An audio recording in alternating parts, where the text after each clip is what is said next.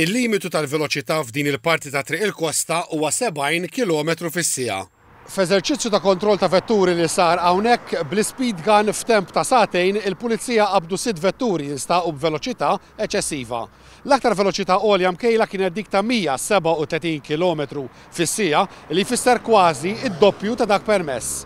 Is-Superintendent Nicolas Vella spjega li l-speed guns jintużaw biss mill-pulizija li jirregolawhom skont il-veloċità permessa f'dik it-triq partikolari. Aħna fil-fatt ninnutaw dawk il-persuni li jaqbżu biftit dik il-veloċità indikata u persuni li jaqbżu b'ħafna dik il-veloċità indikata. U dik tiġi riflessa wkoll fiċ-ċitazzjonijiet li nagħtu.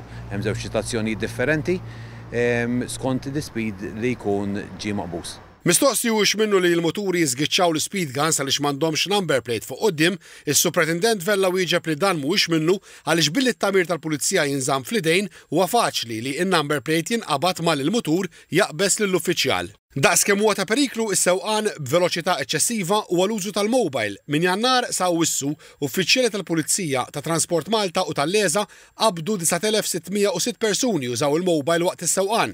Is-Superintendent Vella jagħmilha ċara li kwalunkwe użu tal-mobile waqt is-sewqan huwa projbit, inkluż meta vettura tkun wieqfa fit-traffiku jew tistenna fuq traffic lights. Tirrispondi, anka tiddajlja, anka tibgħat messaġġ, dak huwa projbit. L-użu tal-mobile phone huwa jista' jintuża biss waqt il-vettura hija wieqfa. U mhux wieqfa biss meta tkun fit-traffiku għax dak huwa legali wkoll, imma wieqfa meta l-persuna jiddeċiedi li jitfa' mal-ġenb u jieqafu għar-raġuni li jirrispondi l-mobile. Qal li l-mobile jista' jintuża hands-free b'kundizzjoni ċara li ma jintmiss. Fl-istess eżerċizzju ta' kontroll ta' vetturi, 6 sewwieqa qabdu mhumiex lebsin is-seatbelt, kontravenzjoni li l-uffiċjali tal-infurzar għadhom jiltaqgħu magħha ta' spiss, tant li fit minn xhur qabdu 4342 persuna bejn sewwieqa u passiġġieri mhux lebsin is-seatbelt.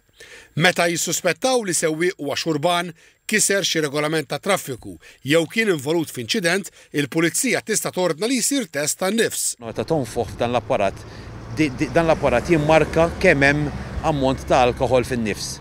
Mela huwa tajjeb li ngħidu li l-ogħla livell huwa ta' karozza normali, meta persuna suqha normali huwa ta' 22 micrograms kull 100 millilitru ta' nifs. Biss ovvjament aħna nafsu li jekk ħadd tixrob irsuqx.